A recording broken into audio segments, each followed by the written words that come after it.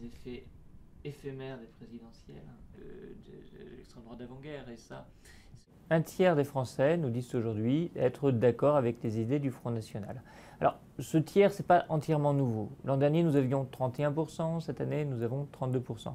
Ce qui est nouveau, c'est que, d'ordinaire, les élections présidentielles permettaient au Front National de bénéficier d'une tribune et d'un crédit en hausse. Et puis, le soufflet retombait assez rapidement par la suite.